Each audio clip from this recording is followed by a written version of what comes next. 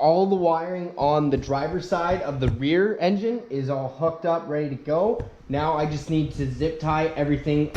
This is usually fairly frightening. I'm gonna make something great. That's my way.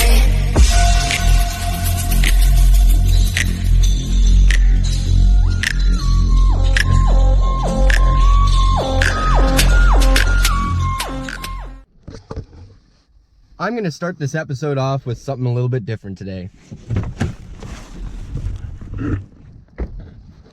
Street drifting sometimes fights back. Yeah.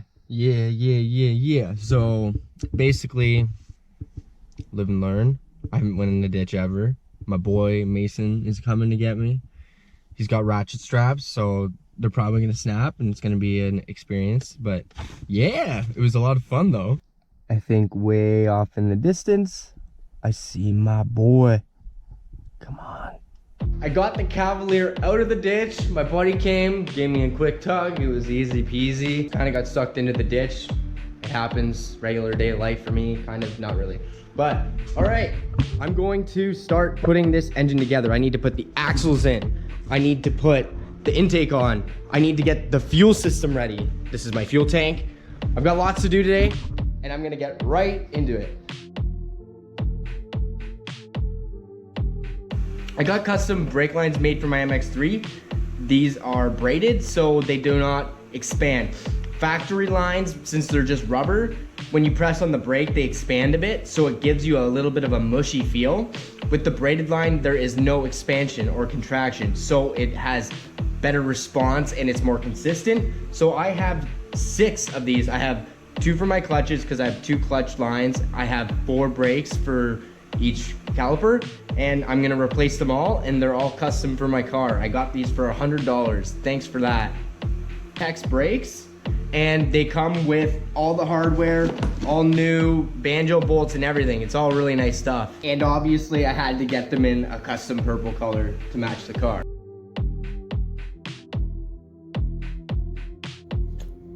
Out with the old and in with the new. Gotta love that purple. That's such a sick little line. I love them.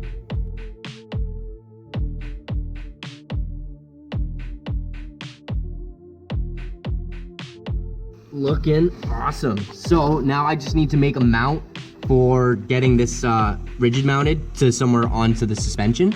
But she's in. It looks dope. I'm excited. See if it's gonna make a difference. Here I am just throwing in the axle. This one has a half shaft, so I'm just getting the threads in there, and I'll tighten it up later once it's on the ground. Okay, since I just replaced the brake lines, I've got the other side done, didn't bother filming because you already saw me do the right side. So now I've got to get the air out of the system because I had the system opened, so air obviously got into the lines. So I'm going to show you how I would bleed them myself. Here I have a syringe with a zip tie on it around it, so I can zip tie it to something that will hold it like this. Then I will attach a vacuum line like this to the nipple onto the caliper. All right, I'm gonna throw this vacuum line onto the nipple and then get an 8mm to loosen that off. But before that, I'm going to mount this guy somewhere so I'm not gonna spill. I've got my wrench, so now I need to check my reservoir. The reservoir needs to be empty, which is what you would fill. It would be the place where you fill the fluid. So here's my fluid, and it has fluid in it.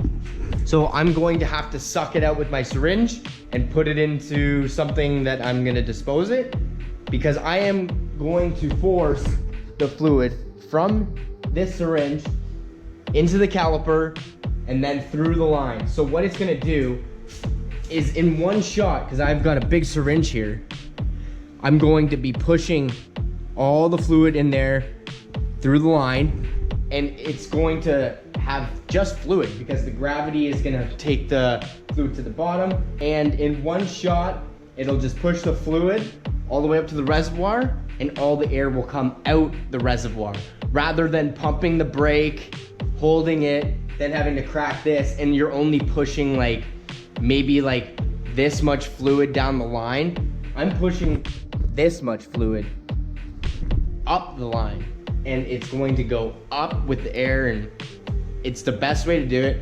It takes like 5 minutes and you don't get any air in it. I'm going to put a zip tie around the actual vacuum line that is onto the nipple on the caliper. So when I'm putting pressure through this guy, it's not going to pop my vacuum line off.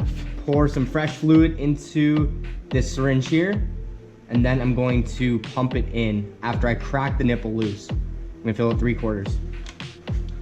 Okay, I'm gonna crack the nipple a quarter turn. With the nipple open, then you just put solid pressure down until all the fluid's in. Make sure to check your reservoir once in a while because it will overflow.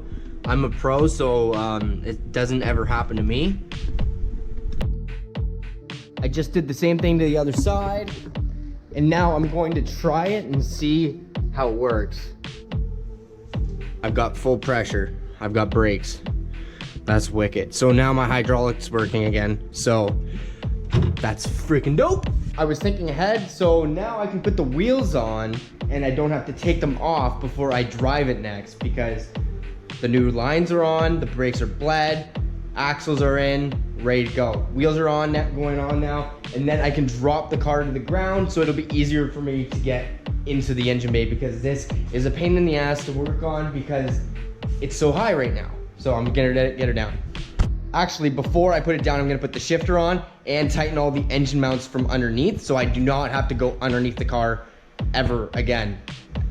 Yeah, right. Until I drive it, at least.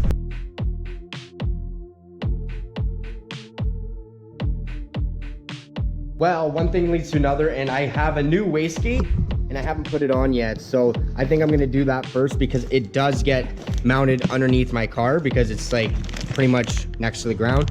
So it's gonna go on a pipe in there. I'm gonna bolt that on, then I can drop the entire car on wheels. I use 37mm wastegates. This is a TurboSmart. Now I have matching wastegates, which is exciting for me because I'm thinking that it'll breathe the same and act the same. So I'm gonna assemble it and go from there.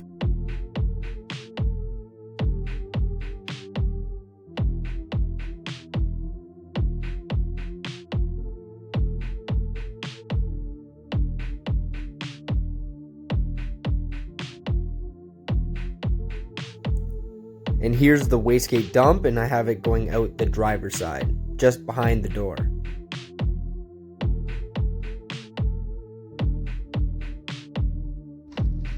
Bam. I've got that tip out the side again with that swirly boy side cut thingy-majigger teardrop boy. Oh yeah, we're rocking. It's starting to look like a car. Bam, wheels are on and car's going down.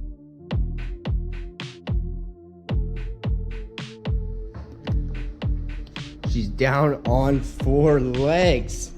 Damn, it hasn't been on its 4 legs in a long time, probably 4 months. So this is huge for me. Both engines are in, the front one's running, the back one will hopefully run, just crossing my fingers. Did a lot of work in the head, but yeah, I've got to tighten everything down. I still haven't done my engine mount, so now I'm gonna do that. I'm gonna tighten my shifter. I'm going to hook up my coolant lines, fuel system, intake, all that good stuff.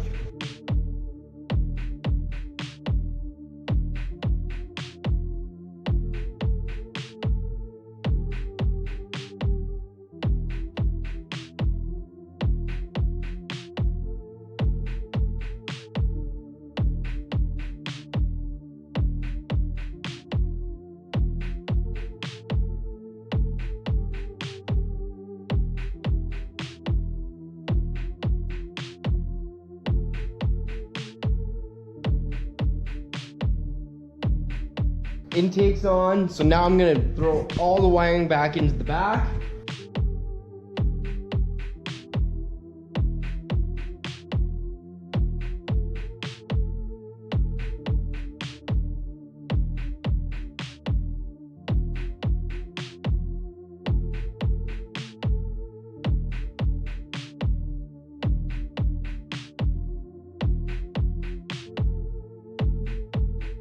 all the wiring on the driver's side of the rear engine is all hooked up, ready to go. Now I just need to zip tie everything that's hanging, which is right down here, up to here. And then I'm gonna hook up my ECU and plug in all these guys.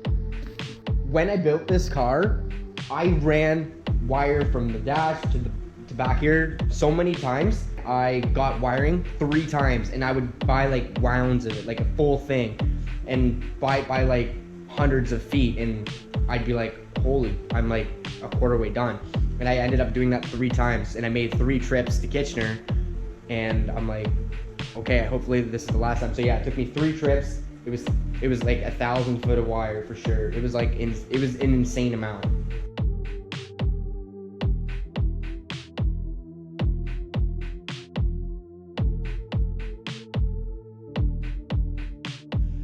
Just topping it up with oil, and it's gonna be pretty close to being done now. When I designed my roll cage, I made sure of 2 things. 1, I needed a station to fill up my transmission. So here is my station for filling up my transmission. These are dimple dies. They look like dimple dies, but they're actually meant for filling up the transmission with my gravity bleed that I do here. So that isn't a dimple die, it's a transmission fill mechanism. And same with here. This has 3 spots on this side and 4 spots on there, and they're all beer holders, but this one is designated for the transmission fill. But yeah, you can have a party, you can have a party in the shop, and everybody's got a spot for their beer, and everybody's gonna have a great time, and everybody can watch the car do flames and all that good stuff soon though. All right guys, that's it for this episode. The next one, we will be firing this engine up. It's gonna be sick. All right, we'll see you in the next one. Like, comment, subscribe. See you later. This is usually fairly frightening.